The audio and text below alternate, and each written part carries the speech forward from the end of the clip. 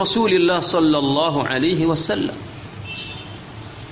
Makanya disebutkan dalam sebuah riwayat yang diriwayatkan oleh Al-Imam Ibnu Majah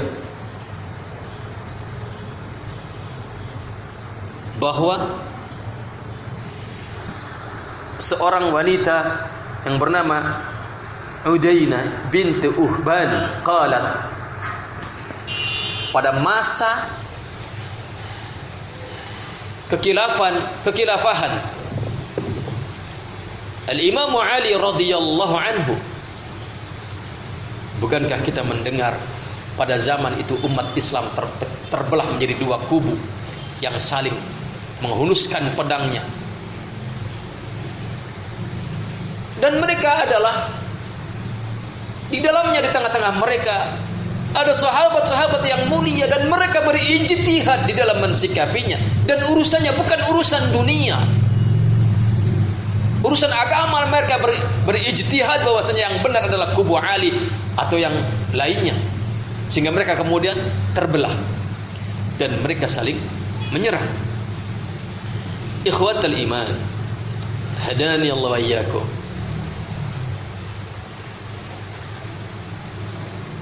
Udainah binti Uhban menceritakan, lamma jaa Ali ibn Abi Talib radhiyallahu anhu hahuna bil Basrah. Al-Imam Ali radhiyallahu anhu datang ke Basrah. Dakhala ala abi, kemudian dia mendatangi ayahku. Al-Imam Ali radhiyallahu anhu mendatangi Uhban. Untuk apa? Meminta dukungan, menggalang dukungan. Maka Al-Imam Ali radhiyallahu anhu berkata, "Ya Aba Muslim, ala tu'inuni ala haula'il qaum?" Bisakah engkau bergabung membelaku untuk menghadapi mereka, para pemberontak itu, para perusuh itu? Qala, maka ayahku berkata, bala, siap wahai Ali. Fada'a jariyatahu, maka ayahku memanggil pembantunya. Faqala, ya jariyah, akhriji sayfi. Wahai jariyah, wahai pembantuku, datangkan pedangku, ambilkan pedangku. Qalat, maka sang putri ini pun menceritakan selanjutnya. Fa akhrajathu, maka sang jariyah, sang pembantu ini pun mengambilkan pedang milik Uhban yang dimintai oleh Al-Imam Ali radhiyallahu anhu agar mendukung, berdiri, membela, berada pada pihaknya Imam Ali radhiyallahu anhu. Fasalla minhu qadra shibrin, kemudian Uhban meloloskan pedangnya sekira-kira 1 jengkal dari sarung pedangnya. Bila loloskan pedangnya, dipertunjukkan pedangnya kepada Al-Imam Ali sepanjang 1 jengkal. Fa idza huwa khashabun, ternyata pedangnya pedang kayu, bukan pedang yang tajam dari besi atau baja.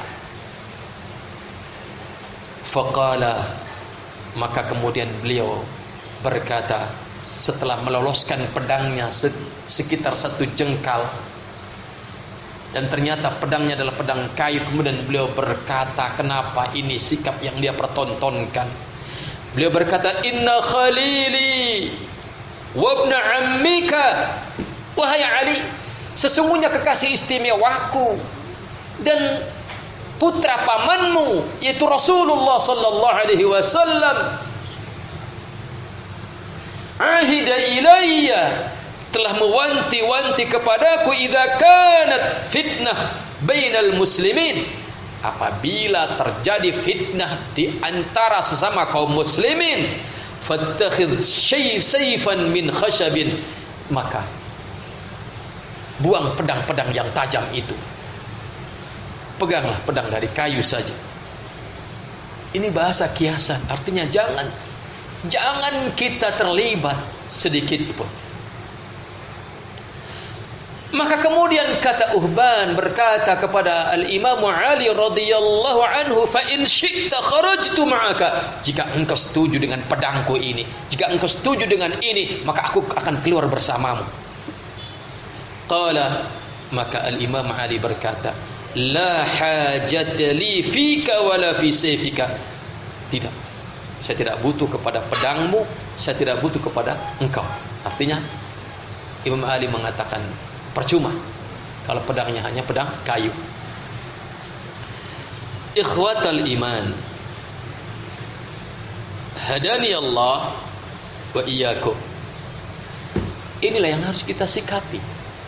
Inilah sikap yang harus kita ambil di dalam menghadapi fitnah yang berkecamuk sesama muslimin.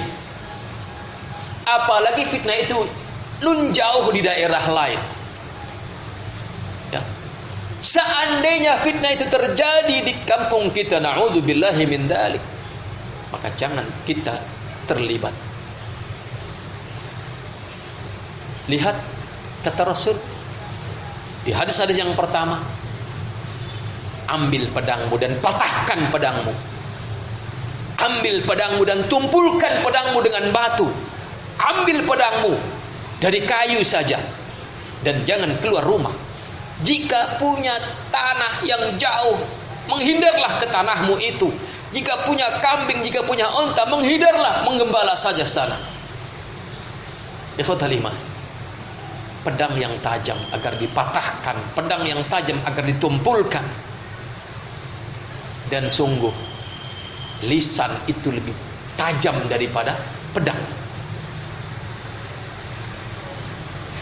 Kalau pedang saja kita diperintahkan untuk mematahkannya, kita diperintahkan untuk menumpulkannya, maka apalagi lisan-lisan kita yang memang terkadang dia lebih tajam daripada pedang-pedang yang manapun. Maka tumpulkan lisan kita, jangan berkomentar yang akan memperkeruh keadaan. Itu bukan manhaj para salaf yang saleh. Dan biasanya lisan kita itu kita ejawantahkan melalui jari-jari kita di dalam medsos. Kalau pedang saja harus kita patahkan, maka jari ini pun harus kita patahkan agar kita tidak bisa bergerak untuk menulis kalimat-kalimat yang akan memprovokasi, memperkeruh keadaan. Inilah saat yang menentukan apakah seorang yang di pagi hari masih mukmin kemudian sore berubah menjadi kafir, adalah ketika terjadi fitnah. Kata Rasul sallallahu alaihi wasallam di dalam hadis yang tadi sudah saya katakan, inna baina aidikum fitanan kaqita'il lailil muzlim. Sesungguhnya di hadapan kalian akan terjadi fitnah bagaikan sepenggal malam. Antum lihat, adakah sudut bumi yang tidak tersentuh oleh gelapnya malam ketika malam itu telah tiba? Semuanya akan tersentuh. Maka kata Rasul,